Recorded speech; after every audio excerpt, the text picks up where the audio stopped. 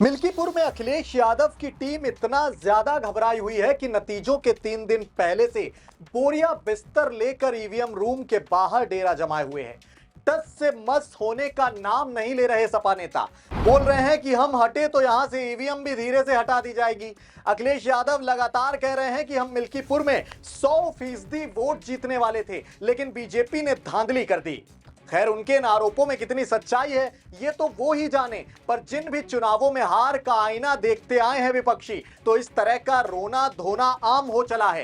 फैजाबाद अयोध्या जिले की मिल्कीपुर विधानसभा सीट को लेकर लगातार सियासी पारा चरम पर है। अखिलेश यादव लगातार भाजपा पर बड़े बड़े आरोप लगा रहे हैं। यहां तक कि सपा ने तो उपचुनाव को निरस्त करने की मांग तक कर डाली है। उधर एग्जिट पोल के नतीजों के बाद भी कहीं ना कहीं सपा को अब तक जीत की आस बनी हुई है। इसलिए 5 फरवरी की शाम से ही सपा कार्यकर्ता टेंट लगाकर स्ट्रांग रूम के बाहर ईवीएम की रखवाली कर रहे हैं।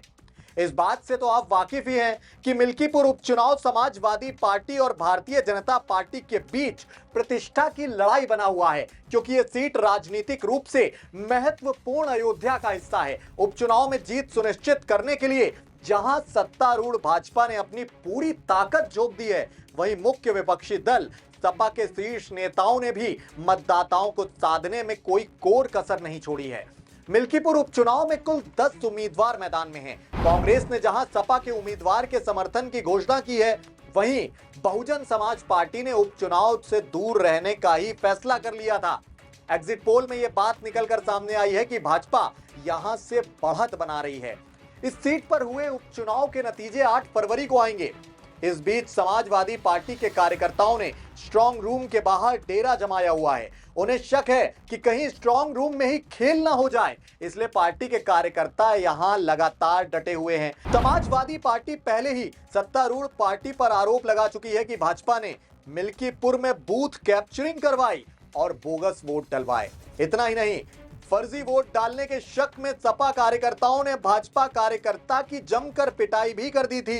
वीडियो हमने आपको दिखाया था, आप सबने देखा था। इसके बाद मामला थाना पहुंच गया था। खंडासा थाना में 8 सपा कार्यकर्ताओं के खिलाफ मुकदमा भी दर्ज कर दिया गया था इसी मामले को लेकर। वहीं सपा सांसद ने प्रेस कॉन्फ्रेंस कर अयोध्या पुलिस पर उत्पीड़न का आरोप भी जड़ दिया था। उन्होंने कहा था कि पुलिस सपा कार्यकर्ताओं को पकड़कर जंगल में घसीट कर ले गई, गाड़ी में शराब की बोतलें रखी गई और जबरन फोटो खींच ली गई। इतना ही नहीं, कार्यकर्ताओं को लाठियों से पुलिस ने बुरी तरह से पीटा भी, ऐसा आरोप था। समाजवादी पार्टी के सांसद हैं अवधेश प्रसाद, उन्होंने इस तरह का आरोप लगाया। इन सब के बीच ईवीएम की रखवाली के लिए सपा कार्यकर्ता अब राजकीय इंटर कॉलेज है वहां पर डटे हुए हैं। इससे पहले अखिलेश यादव ने भी बीजेपी पर बड़ा आरोप लगाया था। उन्होंने दावा किया था कि जिस तरह से 144 साल बाद ये महाकुंभ आया है, जिसका साक्ष्य आज तक किसी ने नहीं मांगा, और जिस तरह से इस बार का चुनाव हुआ है, आप लोगों ने एक बड़ी अपॉर्चुनिटी मिस कर दी है। आप आते और देखते कि 144 साल बाद मिल्कीपुर में किस तरह का धांधली भरा हुआ चुनाव हुआ है। मिल्कीपुर चुनाव भी 144 साल वाला चुनाव था। यहां मरे हुए लोगों ने वोट दिया, आसपास के जनपद से पहुंचे लोगों ने वोट दिया, अधिकारियों को टारगेट दिए गए हैं। ये वायरल ऑडियो सबने देखा। ऐसा आरोप जड़ा है अखिलेश यादव ने भारतीय जनता पार्टी पर। उस दिन से लगातार वो बोल रहे हैं जब से मिल्कीपुर के चुनाव की वोटिंग की शुरुआत हुई थी, और उस दिन से ही 3 दिन हो गए लगभग जब समाजवादी पार्टी के तमाम कार्यकर्ता ईवीएम रूम के बाहर, स्ट्रांग रूम के बाहर बैठे हुए हैं। खैर दोस्तों, आपको क्या लगता है, मिल्कीपुर की जनता इस बार वहां का ताज किसके सिर सजाएगी? सपाई अजीत प्रसाद या भाजपाई चंद्रभान पासवान?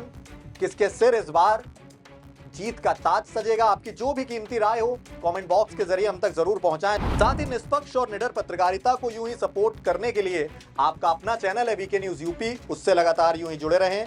इसे लाइक करें, सब्सक्राइब करें और हमारी ताकत बने। शुक्रिया, नमस्कार।